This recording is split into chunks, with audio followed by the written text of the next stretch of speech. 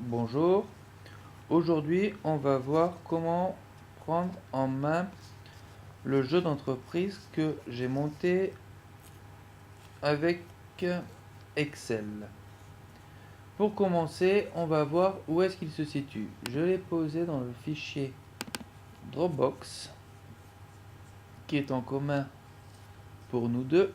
Ensuite, on le retrouve dans Business Game Martial et dans l'onglet Jeux. Comme on peut le voir, dans ce dossier, il y a très peu d'éléments pour le moment, étant donné que c'est le début. On a le document que j'ai nommé A0T4 pour année 0 trimestre 4. Si on l'ouvre, on va voir à l'intérieur qu'il y a seulement des informations qui me permettent de passer d'un fichier à l'autre. Donc c'est juste pour savoir avec quelle valeur je commence mon trimestre précédent.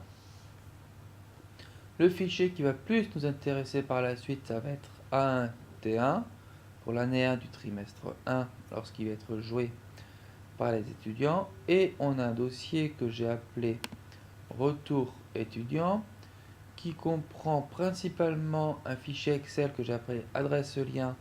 C'est pour moi savoir où est-ce qu'il se trouve lorsqu'on va ouvrir notre fichier. Les deux autres fichiers, c'est juste pour moi pour créer des simulations euh, de réponses d'étudiants. Pour me simplifier par la suite lors de la vidéo, je vais ouvrir Retour étudiant dans un nouvel onglet. Hop, il m'ouvre le fichier. Dans un nouvel onglet, Retour étudiant que je vais mettre à côté. Donc tous mes fichiers étudiants qui vont nous rendre, on va devoir les mettre du coup dans ce dossier Retour étudiant qui se trouve ici. Pour me simplifier ma démonstration, j'ai déjà créé les dossiers étudiants qui sont ici. Donc je vais faire comme si les étudiants nous les rendaient. Qu'est-ce que l'on trouve dans ces fichiers étudiants? Tout d'abord, ils ont une certaine codification. La première partie du nom correspond à l'année en cours et le trimestre en cours, A1T1, A1T2, A1T3, et à qui appartient le fichier, groupe 1, groupe 2, groupe 3, groupe 4. Dans cette simulation, donc, je vais aller jusqu'à 4 groupes. Si j'ouvre ce fichier, qu'est-ce que l'on va trouver? On va trouver une feuille réponse où toutes les données sont à l'intérieur, toutes les données qui doivent nous rendre se trouvent à l'intérieur. Donc on a aussi bien les prix, la publicité, prévision. Pour le moment, je n'ai pas encore géré les dividendes, la quantité objectif à produire, le taux horaire, et savoir s'ils veulent oui ou non des études, avec un menu déroulant. Pour me simplifier ma démonstration et pour ne pas avoir toutes les équipes identiques, dans toutes les cases, j'ai mis des valeurs aléatoires en respectant par contre les bornes qui correspondent à l'énoncé ou en créant mes propres bornes lorsque je n'avais pas d'informations. Donc c'est pour ça que l'on a des valeurs comme par exemple ici des taux horaires qui sont un petit peu bizarres par rapport à la réalité. C'est juste pour moi les calculs.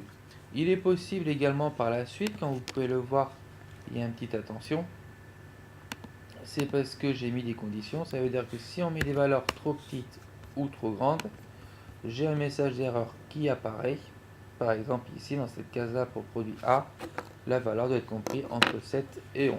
Je ne peux pas rentrer des valeurs autres qu'entre ces deux bornes. J'ai également la possibilité, lorsqu'on clique sur une case, de faire afficher un petit texte avec un titre, par exemple le nombre, et un petit texte ou un commentaire qui va dessous, avec pareil un blocage. Donc là, si je marque 2000, j'ai un message d'erreur qui s'affiche. La valeur écrite, voilà, n'est pas dans la plage définie.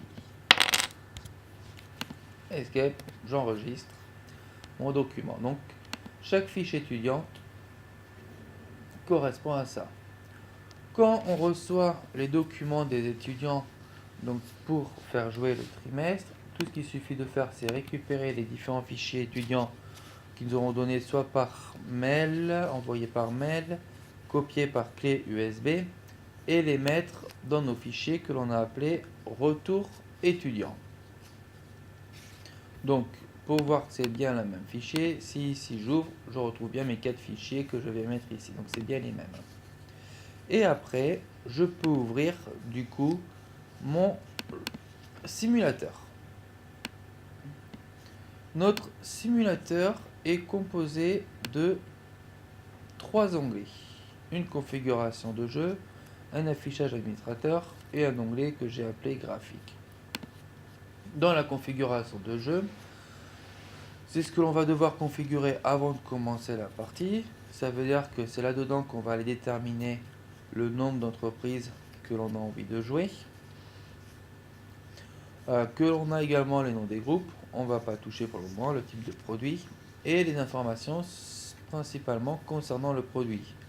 Donc les demandes annuelles sur le marché en fonction de chaque produit, la répartition dans le marché par rapport au trimestre en fonction d'un produit, les demandes des coefficients saisonniers et du coup la demande totale de base qu'il y a pour les équipes en fonction des équipes. On peut retrouver d'autres informations qui est l'emprunt que l'on a demandé, que l'on peut changer. Et ici, on retrouve des informations qui maintenant sont un petit peu obsolètes étant donné que j'avais récupéré ton fichier et que ça va faire partie après dans une prochaine partie d'une négociation. Par exemple, la géo sur découvert qui peut être négociable, pourquoi pas. Le prix des études également qui va pouvoir être négociable. On peut également changer tout ce qui va être impôt sur le bénéfice, si on le souhaite. Impôt des taxes, pas des achats.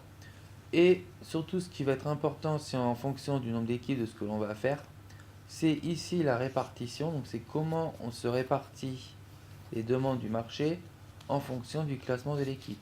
Donc pour l'instant, comme je suis à 4, j'ai fait une répartition concernant 4 équipes. Si on passe à 6, il faudra penser à mettre des pourcentages en fonction des équipes. Vu que je bloque le fichier des étudiants, par exemple sur le taux horaire, il n'y a plus lieu que je règle ici le minimum et le maximum. Ça le sera déjà par défaut. Dans le second onglet, c'est ici que l'on va pouvoir tout gérer.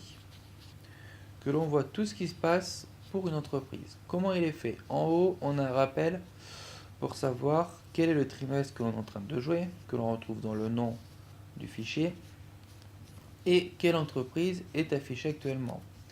Dans l'entreprise, on retrouve les 3 premiers onglets qui n'ont pas vraiment d'importance. C'était pour faire un copie de ton fichier que tu avais créé.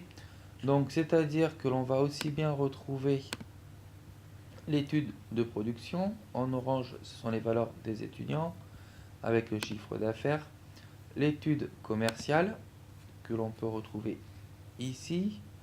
Et les informations de l'équipe que l'on trouve là avec toujours en orange les valeurs que les étudiants nous ont données. Et du coup, on peut voir la demande du marché, ce qui a été vendu, le chiffre d'affaires réalisé. Donc, on peut voir qu'il y a quand même quelques doublons dans ces 3 premiers onglets, boutons qui correspondaient donc à ton fichier Excel. Après, on va retrouver ce qui est le plus intéressant, donc aussi bien, donc les coûts directs fait également partie, donc on va retrouver aussi bien notre compte de résultat que l'on peut voir avec du coup une indication, donc j'ai pas encore mis les couleurs du BNA qui a été prévu, donc ce que les étudiants ont voulu choisir, la trésorerie, le bilan, la négociation qui n'est pas encore fait pour le moment mais qui va sûrement être fait d'ici le mois de janvier, et la partie impression qui n'est pas encore automatisée mais où on peut avoir tous les différents affichages que les étudiants peuvent avoir, sachant que celui-là, ils l'auront par défaut et celui-ci est payant. On a un récapitulatif ici de ce que les étudiants ont mis comme réponse. Donc dans ce cas-là, par exemple, l'entreprise 1 veut aussi bien l'étude de marché, la formation, ainsi que le compte de résultats trimestriel. Donc on retrouve toutes ces informations-là ici.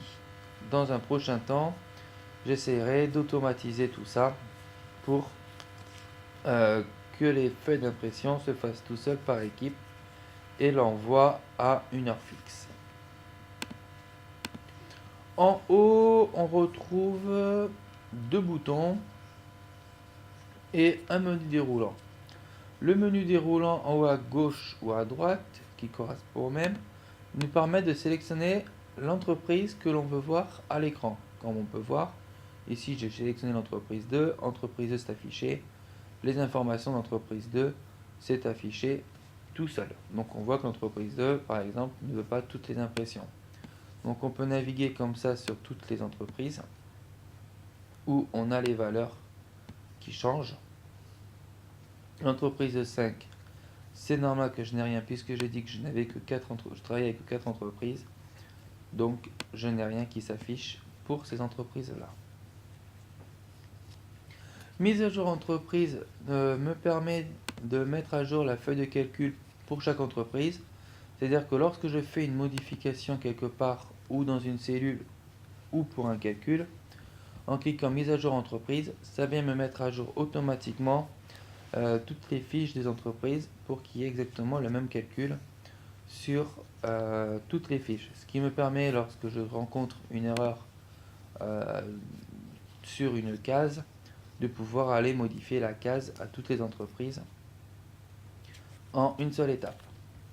Le calcul me permet juste de refaire tous les calculs qui lancent par défaut au démarrage pour faire une mise à jour des chiffres par exemple.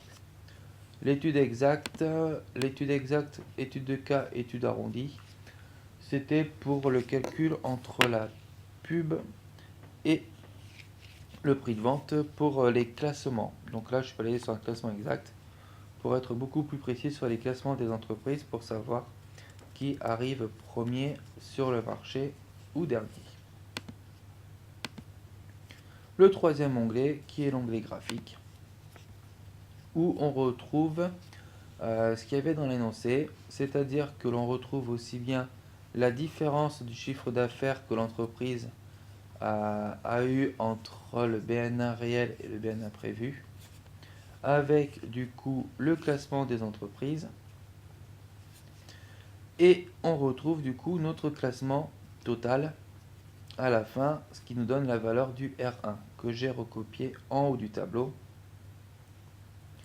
En dessous, on a les différents indicateurs, BNA sur CA, chiffre d'affaires sur les actifs, l'actif sur les capitaux propres, sur le trimestre joué.